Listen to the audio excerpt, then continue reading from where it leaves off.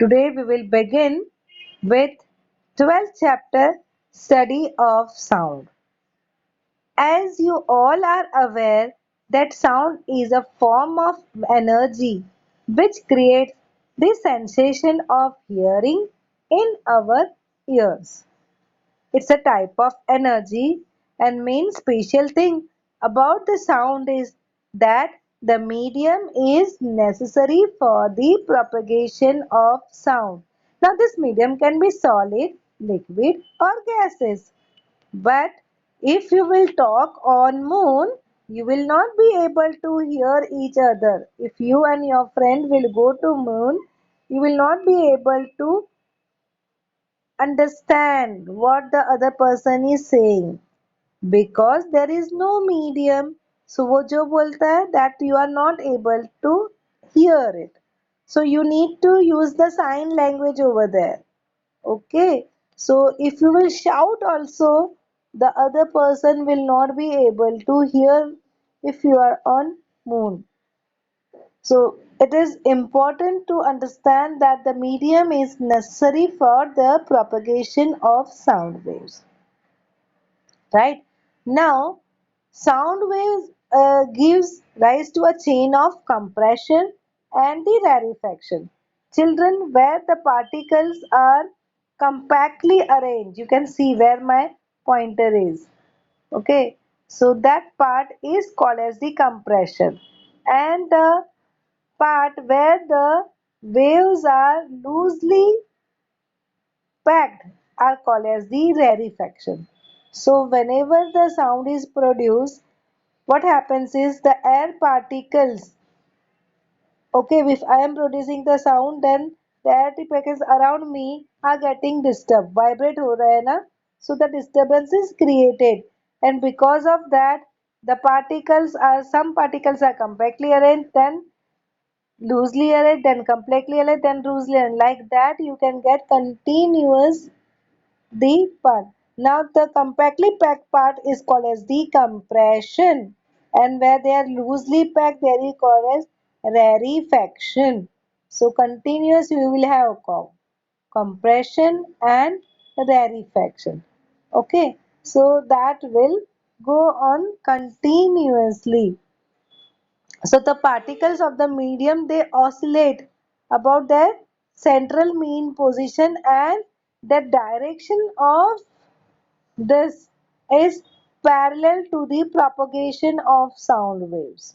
So I'll just tell you, explain again that the direction is also from left to right, and the particle also moves from left to right. So both are parallel to each other. The direction of propagation of sound waves and the direction of the oscillation about the mean position. So particle also moves like this, and the waves also moves in the forward direction.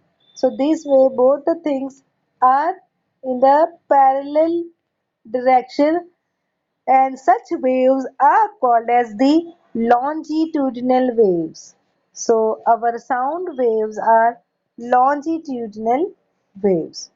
See, sometimes you get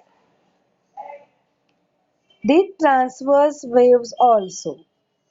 For example, you are standing near a pond, and if you just throw stone into the water, so you will get ripples, right? I've drawn the ripples. Yeah, that circular ripples you will get. Now those ripples, how is they created? There also the particles moves up and down, move up and down. But how the waves are moving? Waves are moving in this direction, right? So movement of particle is in this direction, and the wave is moving like this. If you see now, the circles are getting spread, huh, in the ripples. So the direction is perpendicular to each other. You can see that the angle between them is 90 degree. Such waves are called as the transverse waves.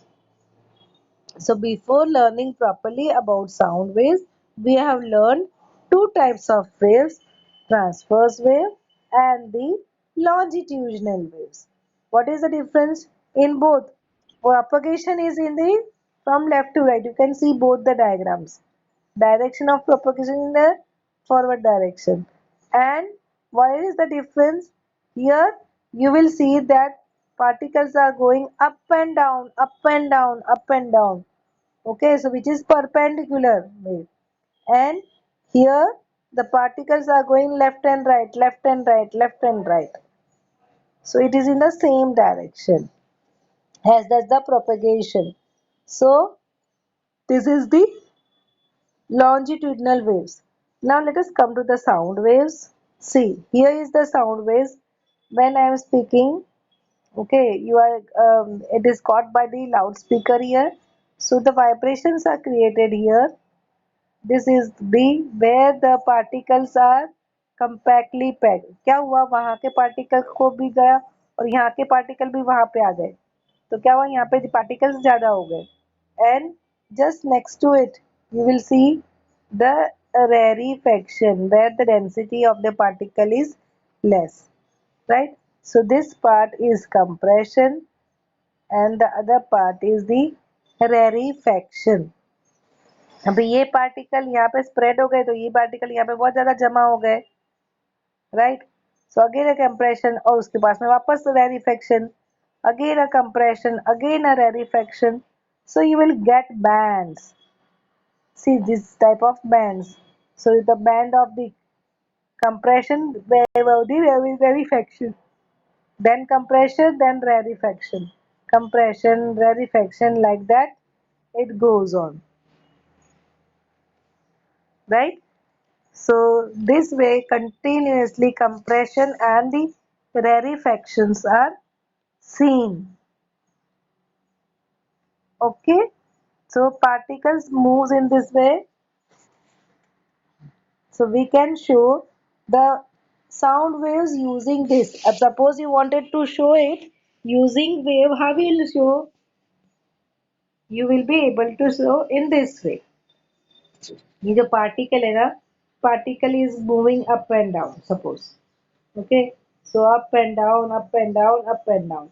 So from the mean position it goes to extreme position, it come back slowly.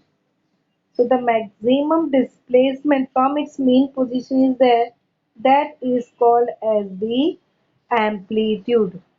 The letter A is used for the amplitude. Okay, so what is amplitude? It is the maximum displacement.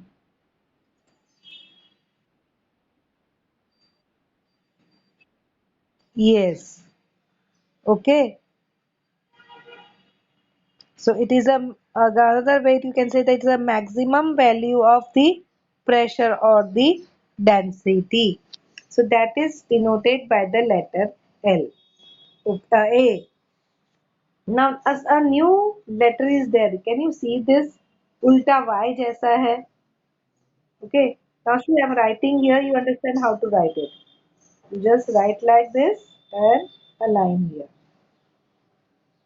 This is called as the letter lambda. It's a Greek letter lambda. Okay. This is nothing but the wavelength. Now what is wavelength? The distance between the two consecutive compression और to consecutive rarefaction. दो compression के बीच में या दो rarefaction के बीच में जितना length है that is called as the wavelength. Is it clear? And the wavelength is denoted by the letter lambda. How to write down lambda? First you write like this and then just write one line here. Okay. So this is how you write down lambda.